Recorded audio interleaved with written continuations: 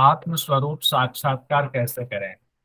आत्मा के स्वरूप का साक्षात्कार के लिए षण्मुखी मुद्रा बताया गया था, उसमें बताया गया था प्राणायाम करने के लिए, लेकिन पूरी विधि नहीं बताई गई।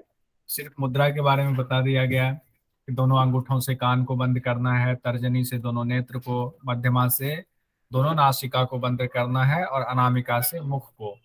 ऐसा करने के बाद कहा गया था कि वायु का निरोध करना है, नियंत्रित करने की कोशिश करनी है, यानी कि प्राणायाम करना है। तो वो शायद जो यहाँ पर छिपा हुआ है, हिडन है, कि वो गुरु के निर्देशन में करना है। तो गुरु बताएंगे कैसे करना है। लेकिन उसका फल ये बताया गया था कि वह ज्योति स्वरूप आत्मा का साक्षात्कार कर लेता है इस अभ्यास से। उसके बाद बताया गया था कि जो एक क्षण के लिए भी उस दिव्य तेज का दर्शन करता है, वह सभी पापों से मुक्त हो जाता है और परम गति को प्राप्त कर लेता है। यहाँ तक हम लोगों ने पढ़ा था। अब इसी अभ्यास में बताया गया था कि निरंतर अभ्यास करता हुआ योगी पापों से मुक्त होकर अपने शरीर का भी संबंध भूल जाता है, इस प्रकृति का संबंध भूल जाता है, और स्वयं को जो वो खुद आत्मा है उसमें वो उसको आत्मज्ञान की प्राप्ति होती है, आत्मा खुद को मान लेता है। अब कहते हैं भगवान शिव कि इसके बाद नाद की उत्पत्ति होती है। इस अभ्यास को करते करते नाद की उत्पत्ति होती है। तो कहते हैं जब अभ्यास आप अच्छे से करते हैं षण्मुखी मुद्रा में, तो आपके अंदर जो नाद है उससे ध्वनि उत्पन्न हो रही है। तो कहते हैं उस ध्वनि को सुनना है, उस पर ध्यान ले जाना है। तो पहले बता रहे हैं कौन सी ध्वनि उत्पन्न हो रही है। तो इसमें लय की चर्चा है कि नाद है। तो नाद में कैसे लय करना है। तो लय बताया गया है 1.25 करोड़ लय। 1.25 करोड़ में हम लोगों ने हठ प्रदीपिका में पढ़ा था कि 1.25 करोड़ लय में नादानुसंधान जो है सबसे बेहतरीन लय माना गया है। अब लय का तात्पर्य क्या होता है। लय का अर्थ होता है मिलाना, किसी चीज में किसी चीज को मिल जाना ही लय। लय मतलब मिल जाना। अब किस में किसका लय, हम लोग लय तो पढ़ लेते लेकिन किसका लय। तो लय से तात्पर्य होता है अपने चित्त को उसमें मिला देना, लय कर देना। किस में मिला देना, तो कहते हैं नाद में मिला देना। जब नाद में चित्त को मिला देते हैं तो वो लय हो जाता है। अब नाद क्या है। नाद का अर्थ होता है यहाँ ध्वनि जो अलग अलग सुनाई देती है अपने अंदर की, उसी को नाद कहा गया है। अब कहते हैं जब अभ्यास करता है एक योगी, भगवान शिव कहते हैं, तो ध्वनि सुनाई देती। सबसे पहले मत्त भ्रमर की ध्वनि सुनाई देती। अगर पेपर में आपको भ्रमर दे दे तो ठीक, भृंग दे दे तो भृंग का भी अर्थ भ्रमर ही होता है, भंवरा ही होता है। तो इसीलिए शब्द को इसको हमने ब्रैकेट में लिख दिया हुआ है कि चाहे भृंग शब्द आए चाहे मत भ्रमर आए। मत मतलब होता, मत भ्रमर का मतलब होता है एक ऐसा भंवरा जो बिल्कुल मदमस्त है और फिर वो ध्वनि निकाल रहा है। उस तरह की जब आवाज आती है तो उसको मत भ्रमर की ध्वनि कहते हैं। ये हमारे अंदर से अंतर्नाद की ये ध्वनि होती है। कहते हैं मत सबसे पहली ध्वनि, अब आप ध्यान रखेंगे, पहली ध्वनि होती है भृंग की यानी भ्रमर की। दूसरी ध्वनि होती है वेणु की यानी वंशी की ध्वनि होती है। तो ये भी बहुत फेमस चीज है, तो इसको ये भी याद रह जाएगा। इसमें चूंकि ध्वनि बहुत ज्यादा नहीं बताया गया है, इसीलिए ये याद रख सकते हैं कि शुरुआत में कहा गया प्रारंभ में भंवरे की ध्वनि, उसके बाद वेणु यानी वंशी की ध्वनि, उसके बाद वीणा की ध्वनि। ये तीन चीजें हम लोग आसानी से याद रख सकते हैं, भौरे की, वंशी की और बीना की। उसके बाद कहते हैं जब अभ्यास और बढ़ जाता है तो फिर जो आवाज सुनाई देती है, कहते हैं कि जो आपके अंदर का अंधकार है, जो आप इस संसार में फंसे हुए, उस अंधकार को मिटाने वाले घंटा नाद की ध्वनि होती है। ऐसी ध्वनि होती है कि जैसे आप जाग गए हो, आप जो इस संसार रूपी जो ये माया है इसमें फंसे हुए हैं, तो जैसे लगता है कि आपको ये अचानक से ऐसी ध्वनि सुनाई देती है घंटानाद की, कि आपको एहसास हो जाता है कि हम तो इस भंवर में फंसे हुए हैं, हमें इससे बाहर निकलना है। और उस घंटानाद के बाद मेघ गर्जन की ध्वनि सुनाई देती है। और कहते हैं कि अब क्या करना है। सुनाई दिया हमें, भ्रमर की आवाज सुनाई दी, वेणु की आवाज सुनाई दी, वीणा की आवाज सुनाई दी, घंटानाद की आवाज सुनाई दी, मेघ गर्जन की आवाज सुनाई दी, 5 आवाज सुनाई दिया।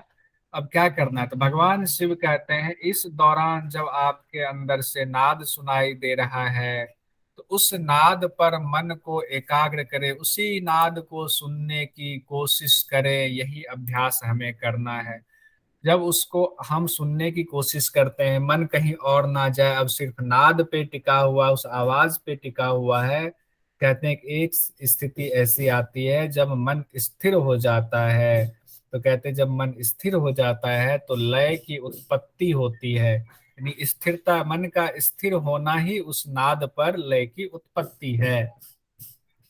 अब आगे क्या होगा? अब यहाँ पर लय का अर्थ है मिल जाना, ठीक है। अब कहते हैं आगे क्या होगा, यानी योगी क्या करते हैं, जब उस लय में मिल गए तो उनका मन अब कहीं बाह्य विषयों में नहीं है, तभी वो स्थिर हुआ है। अगर बाह्य विषयों में मन जाए आए तो उसको स्थिरता नहीं कहेंगे, लेकिन अब वो स्थिर हो चुका है। तो कहते हैं यानी योगी बाह्य विषयों को भूल कर अपने चित्त को नाद के साथ मिला देता है। यहाँ जो मेन चीज है, चित्त को नाद के साथ लय कर देना, मिला देना, ये इम्पोर्टेंट है। तो नादानुसंधान में यहाँ पर क्या हो रहा है, शिव संगीता में चित्त नाद के साथ लय हो जा रहा है, मिल जा रहा है, चित्त नाद में समाहित हो जा रहा है। इसको जिस तरह से भी आप कहें, या तो चित्त नाद के साथ मिल जाता है, या लय हो जाता है, या समाहित हो जाता है। तो ये लय की स्थिति उत्पन्न हुई।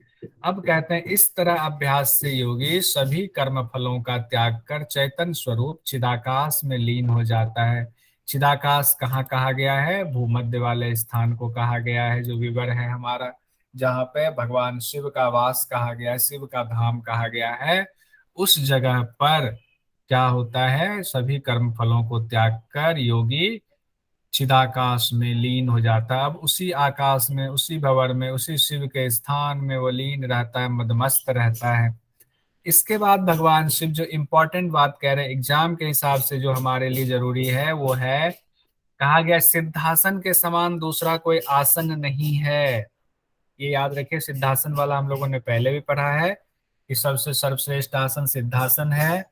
और यहाँ कहा गया कुंभक के समान कोई बल नहीं है, ये नया चीज बता दिया गया है, बल शब्द जोड़ दिया गया है। कुंभक के समान कोई बल नहीं है, खेचरी के समान कोई मुद्रा नहीं है, यानी कि खेचरी मुद्रा को सर्वश्रेष्ठ मुद्रा कहा गया है।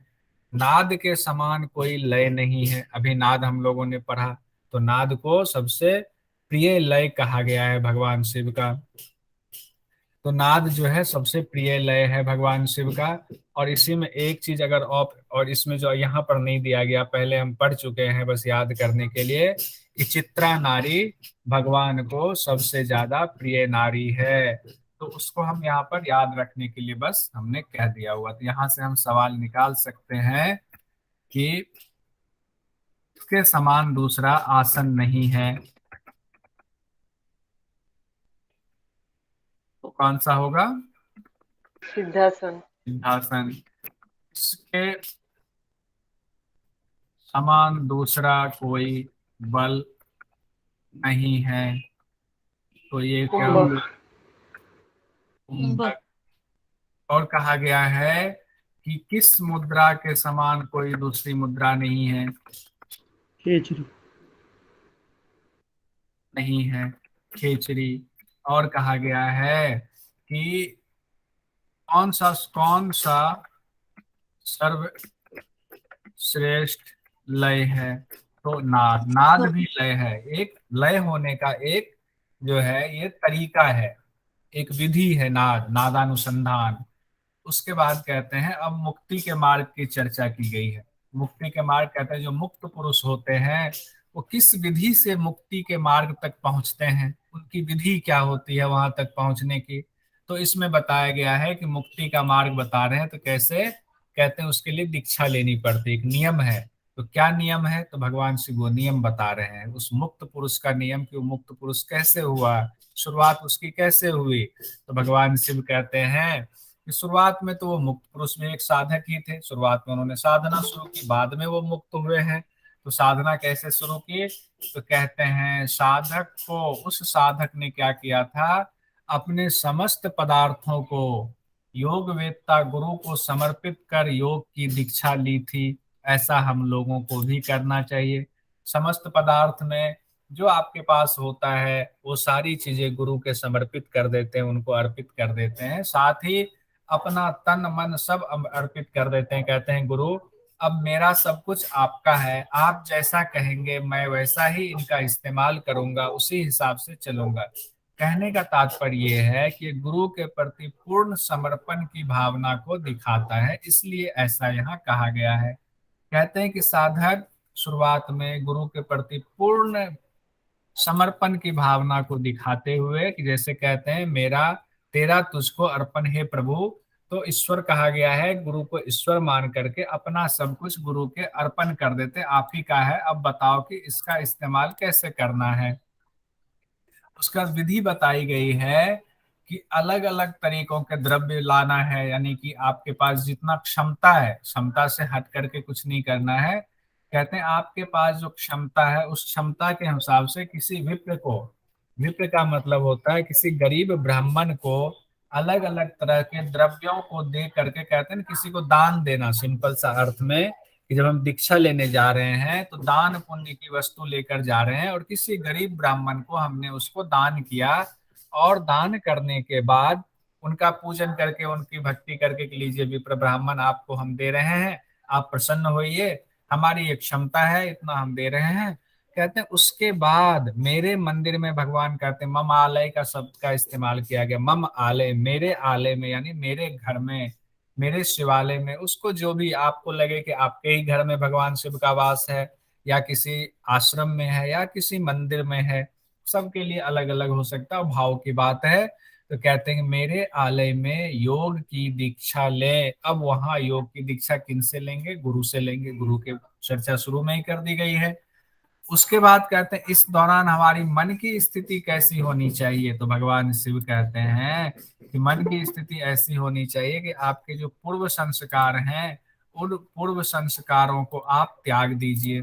पूर्व संस्कार कर्म संस्कारों की बात है कि पहले, अब आप योग का अभ्यास करेंगे तो पहले जो आप कर्म करते थे उससे तो अलग हटकर होगा। पहले कर्म करते थे तो उसके हिसाब से आपका बात व्यवहार विचार होता था, वही आपका संस्कार था। अब जो है आप योग में, योग की दीक्षा ले रहे हैं या ले चुके हैं, अब आपका संस्कार योग के अनुसार होगा और वो दिव्य संस्कार होगा। तो वो दिव्य संस्कारों वाला बनकर अब आप अभ्यास शुरू कीजिए। उसके बाद कहते हैं कि अभ्यास का तरीका क्या होगा, कहाँ पर अभ्यास करेंगे?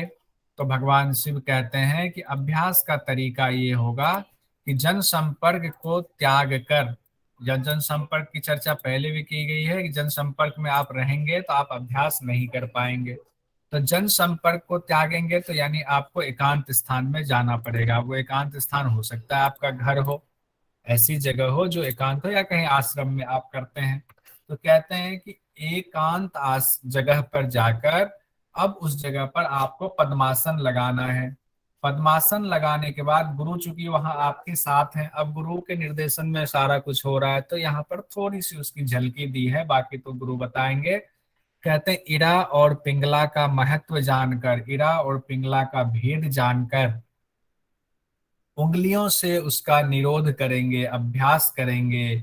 यानी यहाँ एक तरह से प्राणायाम की चर्चा हो रही है कि जनसंपर्क को त्याग कर एकांत में जाकर हम इरा पिंगला यानी राइट स्वर और लेफ्ट स्वर से प्राणायाम का अभ्यास शुरू करेंगे। अब गुरु जैसे बताएंगे वैसे करेंगे। कहते हैं आपने गुरु के बताए हिसाब से अभ्यास कर लिया, अब आपकी अभ्यास की सिद्धि होने पर उससे क्या होगा इसकी चर्चा कहते हैं। कहते हैं अभ्यास की सिद्धि होती जाएगी जब आप प्राणायाम बहुत अच्छा कर लेंगे तो बट ऑब्वियस है कि आपको वायु की सिद्धि हो जाएगी। वायु की सिद्धि से तात्पर्य है आप जितनी देर तक चाहेंगे उतनी देर तक वायु का निरोध कर सकते हैं, वायु को रोक कर रख सकते हैं। तो उससे क्या होगा, जब आपने वायु की सिद्धि कर ली तो कहते हैं सुखमयी निराकार आत्मा का साक्षात्कार होता है। जो आत्मा आपके अंदर है, जो अब तक इस मोह माया के जाल में फंसा होता है, कहते हैं उस सुखमयी निराकार आत्मा का साक्षात्कार होने लगता है प्राणायाम की सिद्धि से। कहते हैं भगवान शिव, इसीलिए सिर्फ उसी की कोशिश करनी चाहिए, यानी जो गुरु बता रहे हैं प्राणायाम की विधि, पद्मासन में बैठकर सिर्फ उसी की कोशिश करें, उसी का अभ्यास करें। कहते हैं फिर क्या होगा, तो भगवान शिव कहते हैं अगर रोज आप इसका अभ्यास करते हैं तो पाप समूह का नष्ट नाश हो जाता है और प्राण वायु सुषुम्ना में प्रविष्ट होती है। ये दो चीजें उसमें बताई गई हैं कि ऐसा होगा। अब कहते हैं और अभ्यास करने से क्या होगा, तो कहते हैं देवता देवता भी आपको पूजने लग जाएंगे। ऐसा हम लोगों ने सुना हुआ है, बहुत सारे योगी रहे हैं जो देवताओं में पूजनीय माने जाते हैं। तो योगी कैसे, ऐसा तो नहीं उनका कोई पराक्रम अलग होगा कि वो तलवार लेके उनको डरा करके अपने अपने आप को पूजित बना लेते, नहीं। उनके पास हथियार यही है, श्वास और प्रश्वास को अपने कंट्रोल में कर लेना। जब वो ऐसा कर लेते हैं तो दिव्य हो जाते हैं और देवता भी उनको पूजने लगते कि नहीं, आपने बहुत महान कार्य किया है, आप मोह माया के जंजाल से छूट गए हैं। कहते हैं तब क्या होता है, अष्ट सिद्धि अपने आप मिल जाती है और तीनों लोकों में विचरण करने की क्षमता भी आ जाती है उस योगी के पास। जब योगी उस स्थिति में पहुंच जाता है तो आत्मा में ही संलग्न रहता है, फिर वो मोह माया में नहीं फंसता है, इस संसार रूपी माया में नहीं फंसता है। वो आनंद में उस आत्मा में ही आत्मा की का चिंतन करते हुए उसी में रहता है। और अब भगवान शिव इस यहाँ जो एक नई बात बता रहे हैं, जो कि पहले भी बता चुके हैं, नई तो नहीं है, कि सिर्फ योग्य लोगों को ही इसका ज्ञान देना चाहिए। इसीलिए इस पुस्तक में भगवान शिव ने खुलकर नहीं बताया है कि अभ्यास कैसे करना चाहिए, सिर्फ कुछ झलकियां दी हैं। तो कहते हैं कि गुरु को भी चाहिए कि जो योग्य है सिर्फ उसी को इन सब चीजों का ध्यान देना चाहिए। अब आगे इसमें एग्जाम के पर्पज से जो क्वेश्चन है कि प्राण वायु सुषुम्ना में प्रवाहित होने लगती है तो जब प्राणायाम की सिद्धि होती है, तो वो तो हम पहले भी पढ़ चुके हैं, तो कोई बहुत इंपॉर्टेंट नहीं है। लेकिन यहाँ इंपॉर्टेंट है कंठकूप पर ध्यान। कंठकूप पर ध्यान लगाने से क्या होता है उसकी चर्चा की गई, ये इंपॉर्टेंट, यहाँ से सवाल निकल सकता है। कहते हैं कि जब योगी पद्मासन में बैठकर जिह्वा को तालु मूल में लगाकर कंठकूप पर ध्यान करता है तो भूख प्यास की निवृत्ति हो जाती है, यानी कि भूख प्यास नहीं लगती। हम लोगों ने कई बार न्यूज में हम लोग पढ़ते हैं कि एक योगी हुए जिनको जो कई सालों से भोजन नहीं करते, कुछ खाया नहीं उन्होंने, तो ऐसे योगी हमारे यहाँ हुए हैं।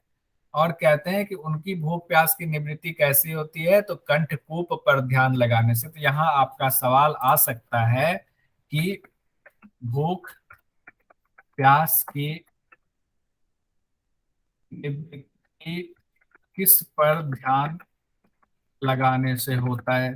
तीन चार चीजें वहां ऑप्शन में दे देंगे, तो हमें कुछ नहीं करना, हमें कंठकूप ध्यान रखना है कि अगर हमने कंठकूप पर ध्यान लगाया और सिद्धि हो गई तो भूख प्यास अपने आप खत्म हो जाएगा, यानी उसका निवृत्ति हो जाएगी। ये हमारा इम्पोर्टेंट यहाँ से ये निकला, इसको ध्यान रखेंगे। कंठकूप पर ध्यान लगाने से भूख प्यास की निवृत्ति होगी। कंठकूप कहाँ होता है, कोई बता सकते हैं? गले में जो खड्डा रहता है ना। हाँ, गले में जो खड्डा रहता है, गड्ढा रहता है, वो कंठकूप कहलाता है। अब कहते हैं कंठकूप से जुड़ा हुआ ही है कूर्म नाड़ी पर ध्यान। अब कंठकूप के ठीक नीचे, यानी कंठकूप के पास ही आप कह सकते हैं कूर्म नाड़ी होती है। कहते हैं कि कूर्म नाड़ी पर ध्यान लगाने से, जब आप कूर्म नाड़ी पर ध्यान लगाते हैं तो अत्यधिक स्थिरता, कहते हैं मन की शांति होती है, आपका चित्त स्थिर हो जाता है। चित्त की स्थिरता होती है, तो सारा अभ्यास तो चित्त को ही स्थिर करने के लिए किया जाता है। कहते हैं योगस चित्त वृत्ति निरोध है। जब हमारा चित्त स्थिर होना शुरू हो जाएगा तो योग अपने आप घटित होने लगेगा। कौन सा योग घटित होगा, तो हमें आत्मदर्शन होगा और हम इस सच को समझ लेंगे कि मैं जो हूँ वो आत्मा ही हूँ और मैं ही ब्रह्म हूँ, ब्रह्म का ही हम अंश हैं। तो कहते हैं कि चित्त की शांति के लिए कूर्म नाड़ी पर ध्यान लगाएं, और कूर्म नाड़ी का स्थान बताया गया है कंठकूप के ठीक नीचे। तो इसको ध्यान रखेंगे, अगर एग्जाम में आ जाता है कि कूर्म नाड़ी का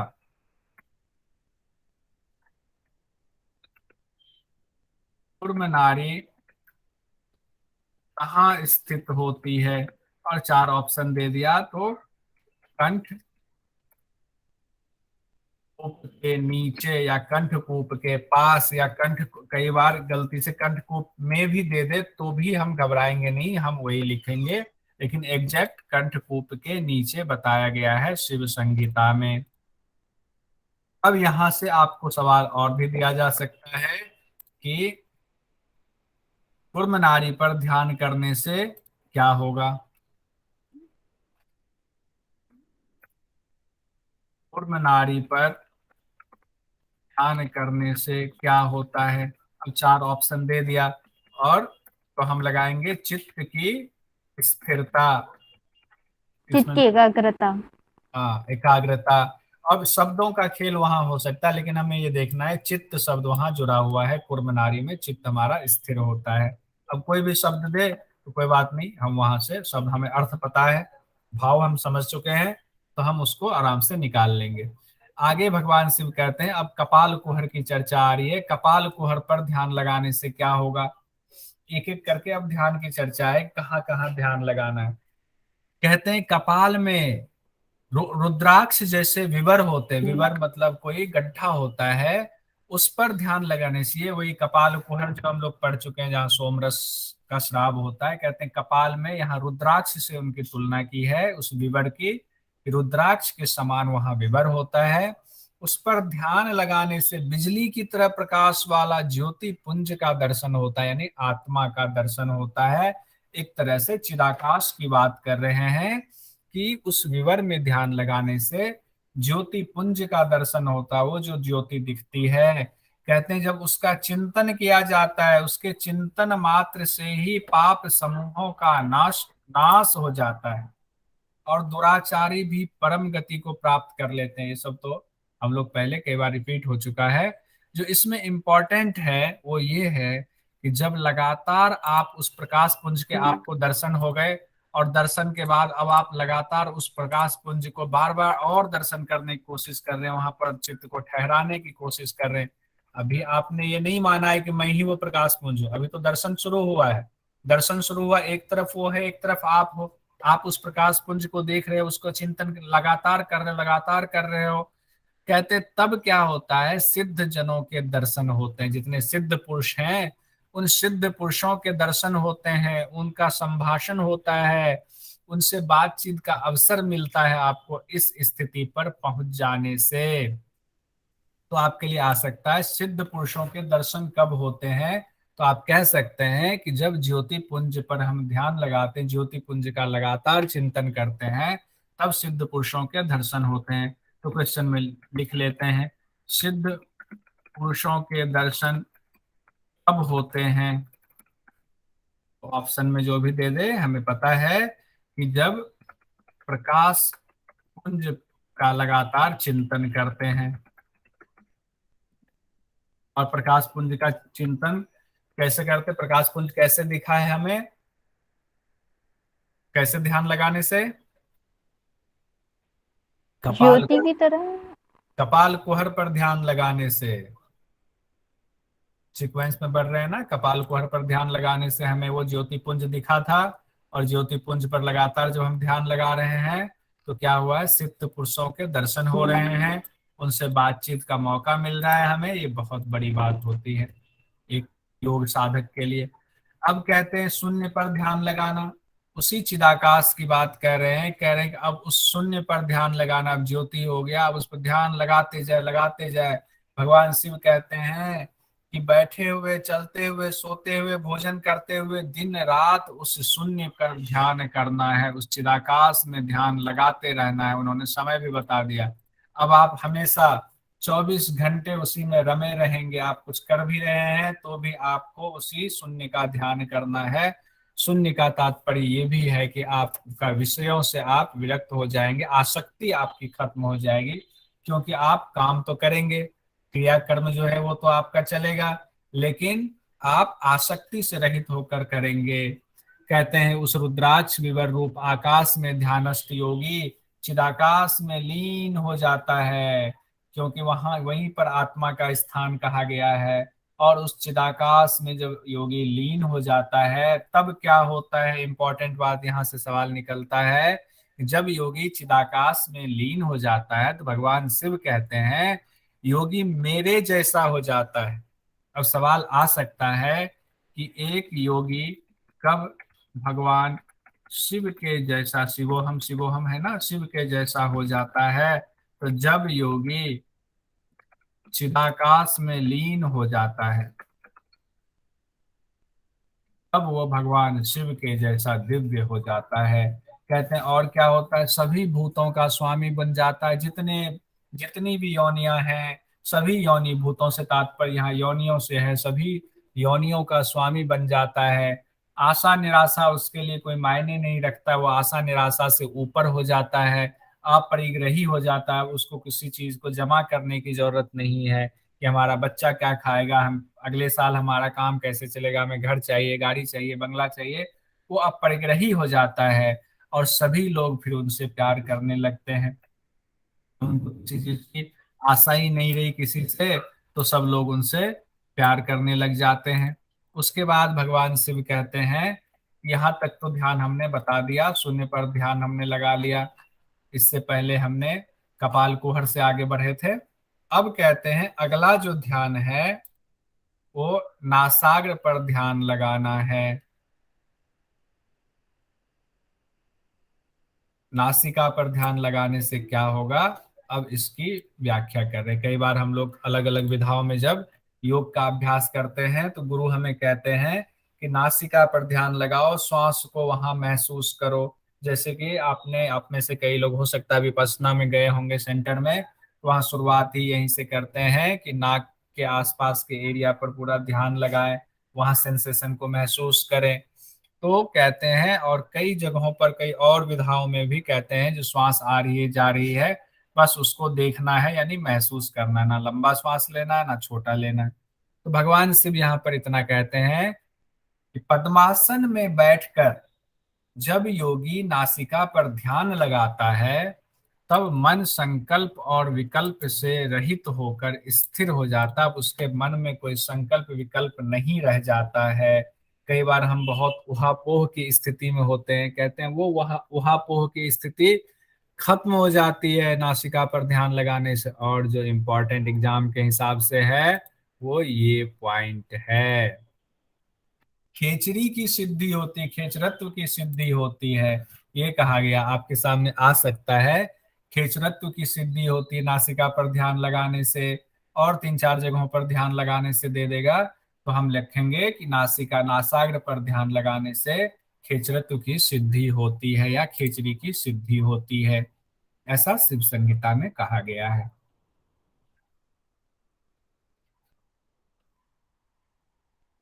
अब कहते हैं जब आप अभ्यास करते करते आपको खेचरत की सिद्धि हो गई नासिका पर ध्यान लगाने से, तो कहते हैं फिर क्या होता है, उत्तम योगी निर्मल कैलाश के समान। अब वो कैसा, उसका दिव्य स्वरूप कैसा हो जाता है उसके बारे में भगवान शिव कहते हैं, वो जो उत्तम योगी है, अब वो निर्मल कैलाश के समान विशुद्ध परम ज्योति के दर्शन करता है, उसकी स्थिति ऐसी हो जाती है। बिल्कुल कैलाश के समान विशुद्ध परम ज्योति, यानी कि बिल्कुल सफेद, कैलाश के समान का मतलब वहां बर्फ होती रहती है, बर्फ जो है बिल्कुल विशुद्ध बर्फ है वहां। तो कहते हैं कि अब वो योगी उसी ज्योति का दर्शन, जो कि बिल्कुल ठंडक देने वाली ज्योति है, बिल्कुल सफेद और उज्जवल ज्योति है, उस ज्योति के दर्शन करता रहता है।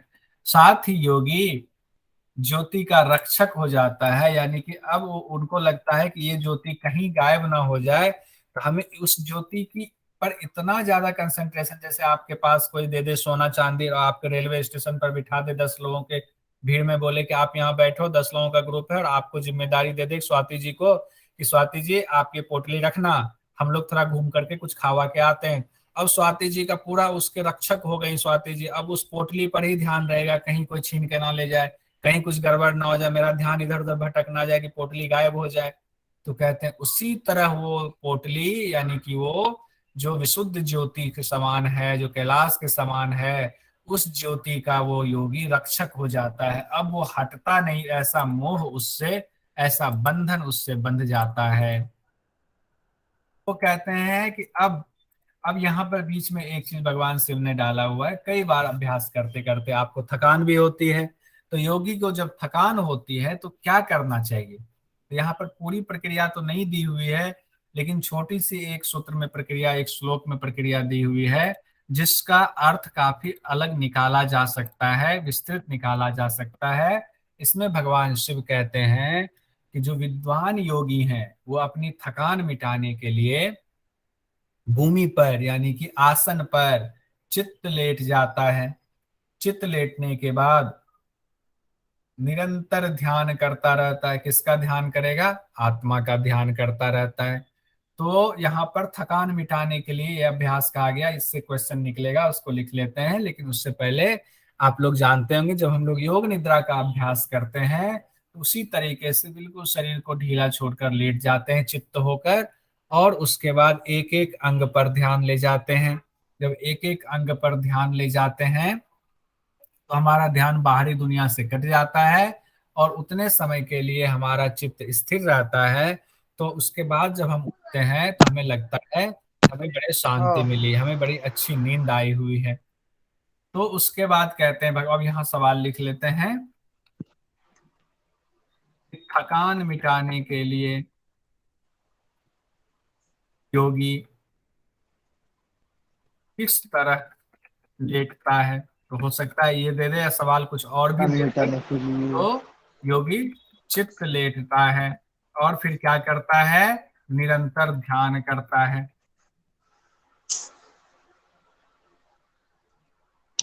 ये हमारा सवाल अगर इसमें से किसी भी तरीके से दे तो हम यहां से निकाल लेंगे। चित्त लेटना मतलब क्या सर? चित्त और पट उसमें पहलवानी में होता है ना, चित्त चित्त कर दिया यानी कि पीठ के बल लेटना। आपने देखा होगा जब पहलवान, ये बहुत अच्छा सवाल आपका है, चित्त लेटना क्या है? जब पहलवान होते हैं ना वो पेट के बल जब लेट जाते हैं तो दूसरा पहलवान पूरी कोशिश करता है उसको चित्त करने की, कि उसको इतना दांव लगाओ कि उसको सीधा कर दो, पीठ के बल कर दो। लेकिन वो नहीं कर पाता है तो उसको चित्त नहीं कर पाया, तो वो तब तक, जब तक चित्त नहीं होगा तब तक वो हार, मतलब उसकी हार नहीं होगी। ठीक है, तो पीठ के बल पूरा लेट जाना उसको चित्त लेटना कहते हैं। जी चित्त। सर, जी सर। ठीक है। अब आगे, अब अगला अभ्यास कहते हैं भगवान शिव कि सिर के पिछले भाग पर ध्यान लगाने पर, कहते हैं सिर के पिछले भाग पर जब ध्यान लगाया जाता है तो योगी मृत्यु को जीत लेता है। ये सब एक एक लाइन की चीज है, इसको जितना ध्यान रख लेंगे बहुत बड़ी बात नहीं है याद करना कि सिर के पिछले भाग पर ध्यान लगाने से योगी मृत्यु को जीत लेता है। यहाँ तक ध्यान की चर्चा अब खत्म हो रही, अलग अलग हिस्से पर हमने ध्यान लगाया और क्या क्या हमें फायदा हुआ। अब जो आता है वो इम्पोर्टेंट आता है अन्न रस और उसके पोषण की चर्चा, और इसके बाद आगे आता है बहुत अच्छा वैज्ञानिक तरीके से, कहते हैं शिव संगीता बिल्कुल साइंटिफिक है कि कैसे आपका शरीर काम करता है, कैसे उसमें नाड़ियों का क्या योगदान है, नाड़ियां कैसे चलती हैं, उसकी चर्चा करते हैं। भगवान शिव कह रहे हैं चारों प्रकार के अन्न से जो रस उत्पन्न होता है, हम लोग जानते हैं जब हम भोजन करते हैं उससे रस उत्पन्न होता है, और रस रस से ही रक्त होता है, यानी सप्त धातु उसी से धीरे धीरे धीरे धीरे, यानी कि अन्न से ही सप्त धातु का निर्माण होता है। उसका सीक्वेंस भगवान शिव ने यहाँ बताया हुआ है। देखिए कितनी विस्तृत और कितनी सूक्ष्म चर्चा की है। कहते हैं चारों प्रकार के अन्न। अब चार प्रकार के अन्न कौन सा होता है? जो हम लोगों ने उस दिन चर्चा हो रही थी, गीता में कहा गया है वैश्वानर अग्नि जो है वो पचाता है चार प्रकार के अन्न को। तो उसमें है चर्व्य, पेय, लेह्य और चोष्य। तो ये चार प्रकार के अन्न की चर्चा की गई है। हालांकि इसमें चारों अन्न का नाम नहीं है, लेकिन चारों अन्न यही होता है। कहते हैं चार प्रकार के अन्न से जो रस उत्पन्न होता है वो तीन भागों में विभाजित होता है। तीन भाग कौन सा? यानी कि अब जो रस बना वो रस के तीन पार्ट हुए, तीन तरीके का रस हुआ। कुछ उत्कृष्ट रस होगा, किसी रस का अलग काम होगा, किसी का अलग अलग काम होगा, क्योंकि शरीर में बहुत सारे पार्ट हैं तो अलग अलग रस अलग अलग काम करेगा, सबके डिपार्टमेंट बट गए। तो वो जो तीन रस उत्पन्न हुआ, वो कहते हैं तीन रस कौन है? कहते हैं पहला तो सारभूत रस है, एक सारभूत भाग उसका हो गया, दूसरा भाग और तीसरा भाग उसका नाम नहीं दिया। एक सारभूत का मतलब बहुत इंपॉर्टेंट भाग हो गया। कहते हैं जो बहुत इंपॉर्टेंट भाग है उससे लिंग शरीर का पोषण होता है। अब लिंग शरीर क्या होता है, किन्हीं को पता है? बताएं जरा। कारण शरीर। और कोई?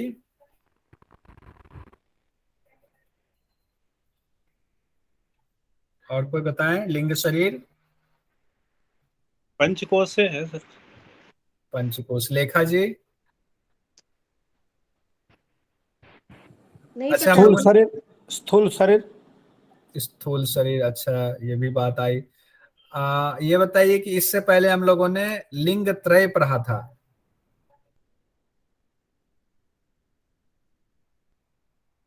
लिंग त्रय में क्या क्या आया था? तीनों आए थे सर। तीनों आया था उसमें। स्थूल शरीर आया था, सूक्ष्म शरीर सूक्ष्म आया था, शरीर और कारण शरीर। कारण शरीर आया था। वो आनंदमय लिंग, को बताते हैं सर।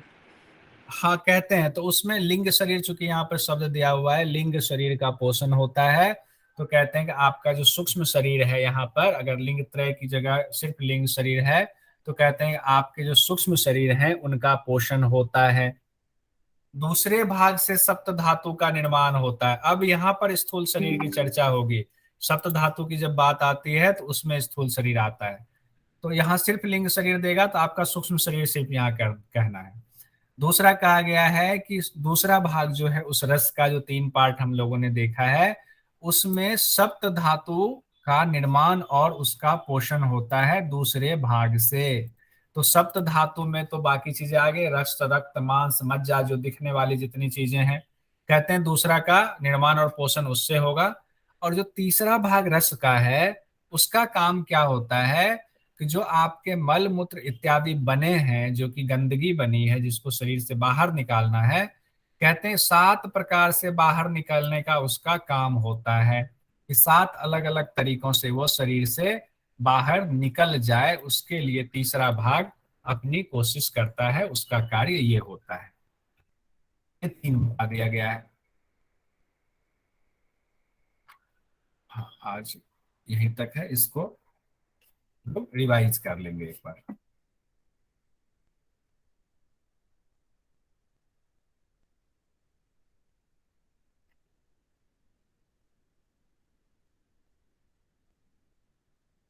हाँ, नाद से शुरू करेंगे। आइए, सबसे पहले सुरेश सर, आइए नाद से शुरू करते हैं।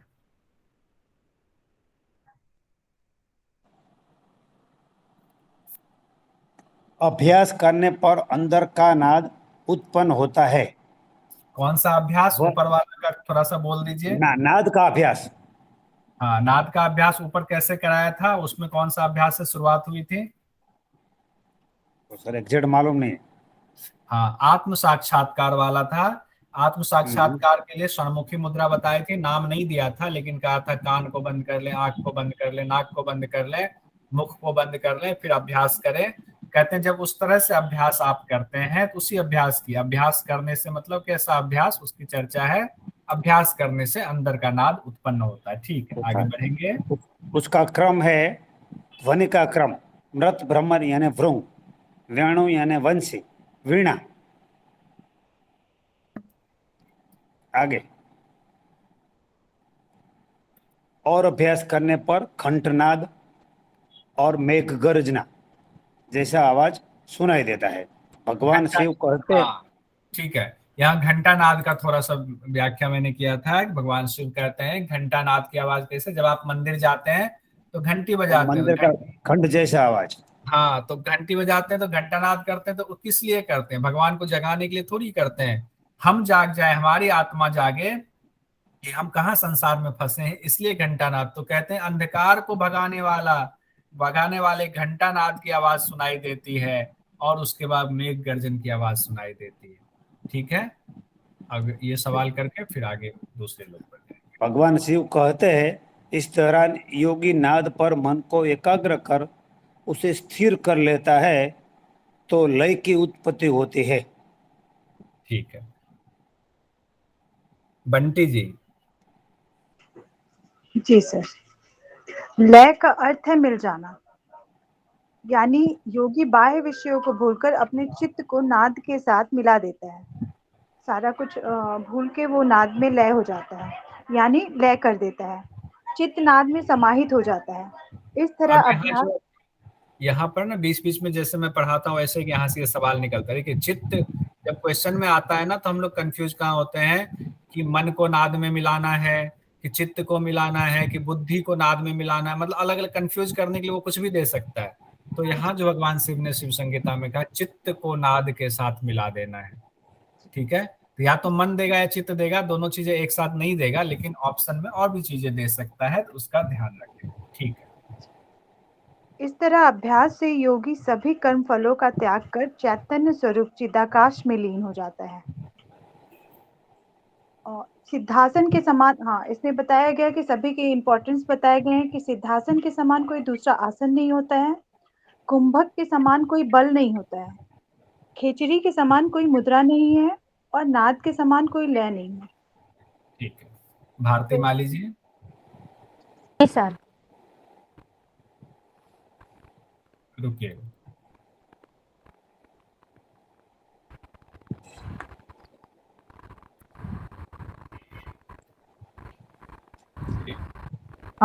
किसके समान दूसरा आसन नहीं है, सिद्धासन।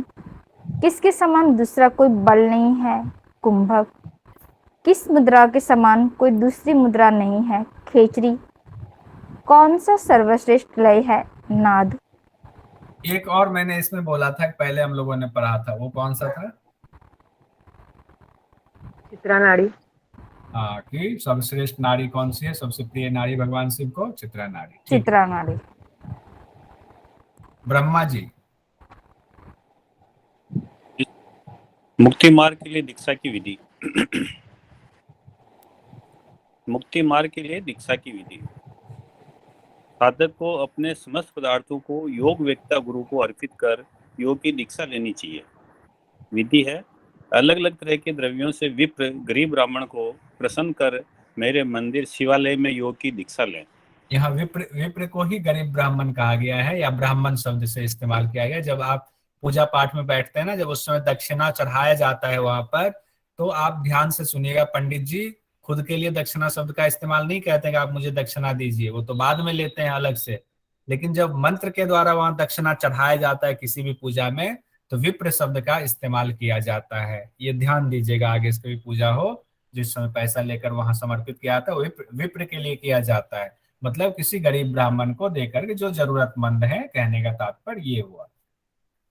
मन की स्थिति है, पूर्व के कर्म संस्कार को त्याग कर योग के अनुसार दिव्य संस्कार वाला बनकर अभ्यास करें।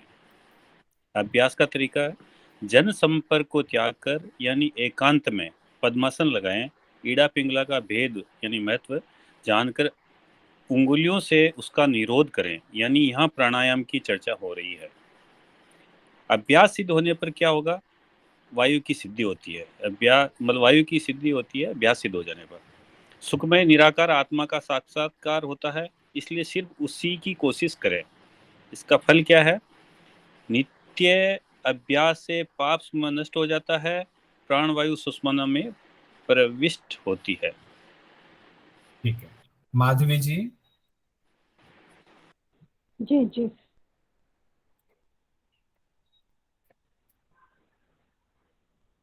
आगे नहीं जा रहा है, दिख नहीं रहा है अभी तो। लगातार अभ्यास होने पर यहाँ से आवाज आ रही है मेरी? हाँ, आ रही है। हाँ, आ रही है, आ रही है। तो निरंतर अभ्यास करने से क्या होता है कि हाँ, देवताओं के द्वारा पूजे जाते हैं ये योगी, जो ऐसा निरंतर अभ्यास करते हैं। ये अष्ट सिद्धि मिलती है, फिर तीनों लोकों में यानी त्रिभुवन में विवरण की क्षमता आ जाती है। विवरण है या विचरण विचरण की क्षमता आ जाती है। साधक आत्मा में संलग्न होकर आनंद में रहता है। सिर्फ योग्य व्यक्ति को ही इसका एक ज्ञान देना चाहिए। ठीक है, आगे पद्मा जी। जी जी गुरु जी। कंठ के ऊपर ध्यान। जब योगी पद्मासन में बैठकर जीवा को तालु मूल में लगाकर कंठ कूप का ध्यान करता है तो भूख प्यास की निवृत्ति होती है। इम्पोर्टेंट है, भूख प्यास की निवृत्ति किस पर ध्यान लगाने से होती है? कंठ कूप पर। कूर्म नाड़ी पर ध्यान। कंठकूप के नीचे स्थान पर कूर्म नाड़ी सुशोभित है, उस पर मन को एकाग्र कर योगी चित्त की अत्यधिक स्थिरता को प्राप्त कर लेता है। कूर्म नाड़ी कहाँ स्थित होती है? कंठकूप के नीचे। कूर्म नाड़ी पर ध्यान करने से क्या होता है? चित्त की स्थिरता। इसीलिए जब हम लोग सूर्य नमस्कार करते हैं तो कई बार कहा जाता है कि जो अंगूठे दोनों हाथ जोड़ करके जब नमस्कार आसन में होते हैं तो अंगूठे को कूर्म नाड़ी पर लगाएं, वहां कंठकूप में लगाएं। कई जगहों पर, कई सूर्य नमस्कार में, योग संस्थानों में ऐसा कहा जाता है। उससे कहते हैं मन शांत होता है तो आप अच्छे से सूर्य नमस्कार कर पाएंगे। पुंडीक जी। हरिओम सर। हरिओम। सर जो पिछले वाले बताया गया है कूर्म नाड़ी और कंठकूप में ध्यान रखने से, वो पतंजलि मुनि ने भी सेम बताया है ना सर? हाँ हाँ, उसमें पातंजलि योग सूत्र में भी कहा गया, भूख प्यास की निवृत्ति होती है, वहां भी कहा गया।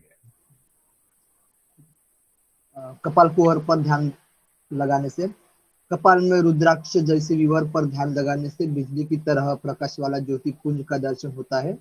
इस ज्योति पुंज के चिंतन मात्र से पाप समूह का नाश हो जाता है, दुराचारी भी परम गति को प्राप्त कर लेता है। इसमें इम्पोर्टेंट है कि जो लगातार ज्योति पुंज का चिंतन करता है उसे सिद्धों के दर्शन होते हैं, उनसे बातचीत का अवसर मिलता भी है। सिद्धों पुरुषों के दर्शन कब होते हैं? प्रकाश पुंज का लगातार चिंतन करने से। ठीक है। पुष्पा मुर्गत जी। जय कृष्ण जी। जय श्री कृष्ण। शून्य का ध्यान पर अपना मन लगाना है। भगवान शिव कहते हैं बैठे हुए, चलते हुए, सोते हुए और भोजन करते हुए दिन रात हर वक्त शून्य का ध्यान करना चाहिए। तब रुद्राक्ष विवर रूप आकाश में ध्यानस्थ योगी चिदाकाश है ना सर? हाँ, चिदाकाश में लीन हो जाता है।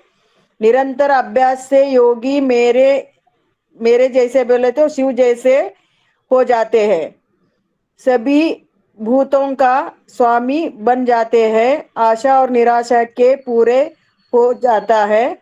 आशा निराशा से परे हो जाता है। हाँ, आशा निराशा से परे हो जाते हैं, अपरिग्रह हो जाता है, सभी लोगों का प्रिय हो जाते हैं। एक योगी कब भगवान शिव को जैसा हो जाता है? जब योगी चिदाकार में लीन हो जाता है। चिदाकाश में लीन हो जाता है। चिदाकाश में लीन होता है। समझ में है। चिदाकाश में लीन हो जाता है। संगीता जी। सामान्य। संगीता जी। हरिओम सर। हरिओम। नासाग्र पर ध्यान। षड्मासन में स्थित होकर जब योगी नासिका पर ध्यान लगाता है तब मन संकल्प विकल्प से रहित होकर स्थिर हो जाता है। इम्पोर्टेंट है, तब खेचरी की सिद्धि होती है, खेचरी मुद्रा की। उत्तम योगी निर्मित कैलाश के समान विशुद्ध परम ज्योति के दर्शन करता है। निर्मल। साथ ही योगी ज्योति का रक्षक हो जाता है। थकान मिटाने के लिए अभ्यास। विद्यमान योगी थकान मिटाने के लिए भूमि पर चित्त लेटकर निरंतर ध्यान करें। थकान मिटाने के लिए योगी किस तरह लेटता है? चित्त लेटता है, फिर निरंतर ध्यान करता है। ठीक है। जानकी भदौड़िया जी।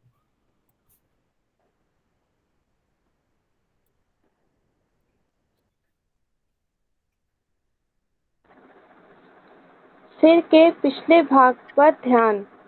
सिर के पिछले भाग पर ध्यान लगाने से योगी मृत्यु को जीत लेता है।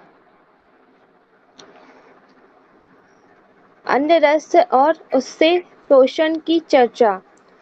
चारों प्रकार के अन्न चर्व पेय लेह चोष्य से जो रस उत्पन्न होता है वो 3 भाग में विभाजित होता है। सारभूत भाग लिंग शरीर का पोषण होता है। दूसरा भाग सप्त धातु का निर्माण पोषण। तीसरा भाग मल मूत्र आदि 7 प्रकार से बाहर निकलता है। ठीक है। तृप्ति जी, इसी को फिर से पढ़िए, समझाने की कोशिश कीजिए इसको। जी सर, जी सर। थोड़ा ऊपर का दिखाएंगे क्या? यहीं से स्टार्ट हो रहा है? यहीं से है ये वाला। हाँ, ये अन्न रस और उसके पोषण की चर्चा यहाँ में शिव संहिताएं की गई है। तो देखते हैं कि यहाँ पे 4 प्रकार के अन्नों की चर्चा की गई है। वो है चर्व, पेय, लेह और चोष्य से जो रस उत्पन्न होते हैं वे 3 भाग में विभाजित किए जाते हैं। तो उसके 3 भाग बताए हैं। पहला भाग कहा गया है सारभूत। उससे क्या होता है? तो उससे लिंग शरीर का पोषण होता है। दूसरा भाग जो है उसे सप्त धातु का निर्माण और सप्त धातु का पोषण होता है। और तीसरा जो भाग है हमारे जो चारों अन्न से विभाजित किया गया है रस से, तो वो तीसरे भाग से क्या होता है? मलमूत्र आदि 7 प्रकार से बाहर निकाला जाता है। मीन्स उसका यूज होता है मलमूत्र आदि 7 प्रकार से वो बाहर निकाला जाता है। अपने शरीर की जो मीन्स गंदा रहता है अपने शरीर का जो भी कुछ, तो 7 प्रकार से बाहर निकाला जाता है। ठीक है। लेखा जी। जी सर, हरिओम सर। हरिओम। ये जो चारों प्रकार के अन्न है ना, इसको जरा सा डिस्क्राइब कीजिए। हाँ सर, मतलब हमारे शरीर में पाचन के लिए 4 प्रकार के अन्न बताए गए हैं। तो चारों प्रकार के अन्न का जो विवरण है वो हमें कई अलग अलग तरीके से मिलता है। इसमें भोजन को पचाने का बताया गया है मेन रूप से, कि हम कैसे पचाते हैं। मतलब प्राणी 4 प्रकार के अन्न कौन कौन से होते हैं। भोज्य होते हैं जो अन्न दांतों से चबाकर खाया जाता है, जैसे रोटी, पुआ, सब्जी, जो भी हम दांतों से चबाते हैं उसको भोज्य कहेंगे। पेय में जो अन्न निगला जाता है, जैसे पतला होता है, रबड़ी हो गई, खिचड़ी हो गई, हलवा, दूध, रस आदि।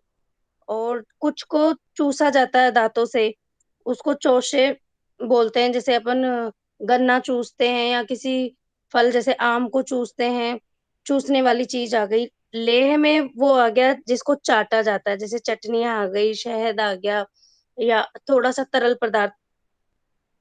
ये अन्न के 4 प्रकारों में माना जाता है। और जैसा मैंने पहले आपको पहले भी अपने बीच बात हुई थी कि भगवान कृष्ण ने इसमें गीता में भी इसका उल्लेख किया है, और कई हठ ग्रंथों में और उपनिषदों में भी इसके बारे में अलग अलग, जैसे तैत्तिरीय उपनिषद के अंदर अन्नमय कोश का पूरा व्याख्यान है, तो उसके अंदर ये चीजें बताई गई हैं कि हमारे कॉन्शियस, अनकॉन्शियस और सबकॉन्शियस। लिंग त्रय में सर ये 3 चीजें आती हैं। लिंग शरीर जिसे माना गया है ना, उसमें ये 3 चीजें आती हैं। इसमें हमारा कॉन्शियस, अनकॉन्शियस और सबकॉन्शियस, ये तीनों बॉडी इससे परिपोषित होती है। जो इसमें बताया गया है ना कि सारभूत ये रस। ना, ये कॉन्शियस सब कॉन्शियस वाला यहाँ मत ऐड कीजिए, क्योंकि वो इसलिए ऐड मत कीजिए क्योंकि यहाँ हम योग की भाषा में बात करेंगे लिंग त्रय को। अच्छा अच्छा, ठीक है। हाँ सर। हाँ, तो स्थूल शरीर, हाँ सूक्ष्म शरीर, कारण शरीर हाँ हाँ, हम उसको यौगिक साइंस के हिसाब से हम बात करेंगे। हम क्यों उनका कॉपी करें, हम अपना जाएंगे, या तो अपना दे करके फिर उनसे तुलना कर देंगे, तब तो हाँ हाँ ठीक है। हाँ सर। हाँ, तो ये 3 तरह के इन शरीरों को पोषित करता है।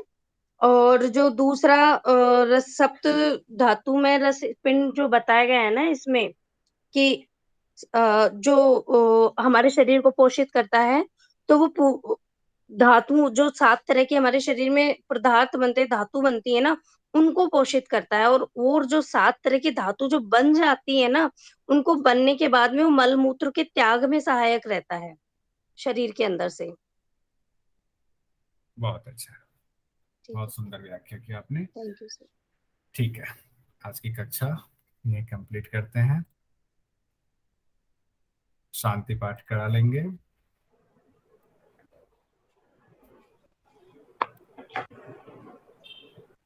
कौन कराएंगे शांति पाठ आज? सर जिन्होंने कल करवाया था उनसे ही कहिए ना, उनका बहुत अच्छा करवाते हैं वो, मतलब लास्ट में प्रेयर भी हो जाती है।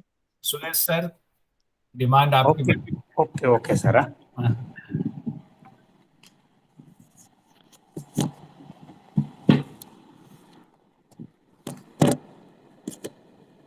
कोई भी ध्यानात्मक आसन में बैठ जाए, दोनों हाथ ज्ञान मुद्रा में घुटने पर, पीठ कमर गर्दन स्ट्रेट, शोल्डर रिलैक्स, आंखें कोमलता से बंद, और एक बार ओम का लंबा नाद करेंगे, बाद में शांति पाठ। इनहेल,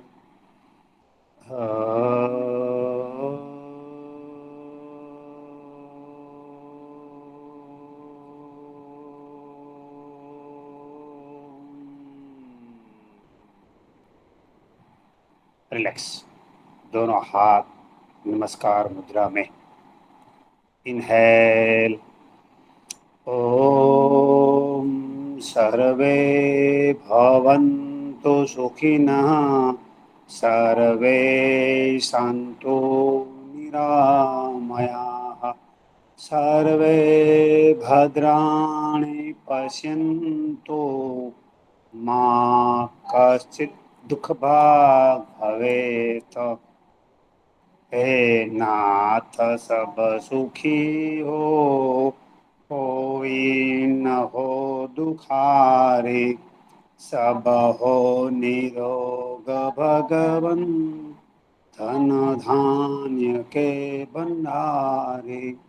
सब भद्र भाव देखे, सन्मार्ग के पथिक हो, दुखिया न कोई होवे, सृष्टि में प्राण धारे।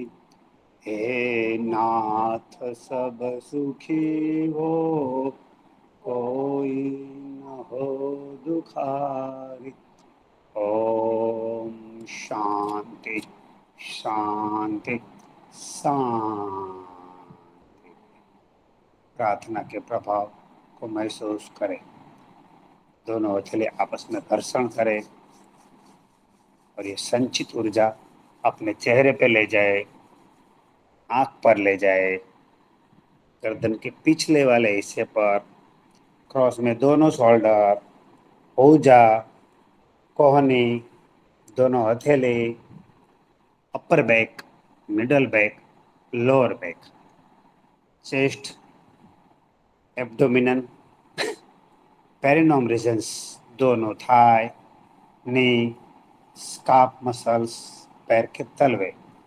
फिर एक बार दोनों हथेली आपस में घिसे, आंख पर ले जाए, अंदर ही अंदर आंख खोले, बंद करे। बंद आंख रखते ही दोनों हाथ दृष्टि के सामने, हथेली को देखते हुए कोमलता से आंखें खोले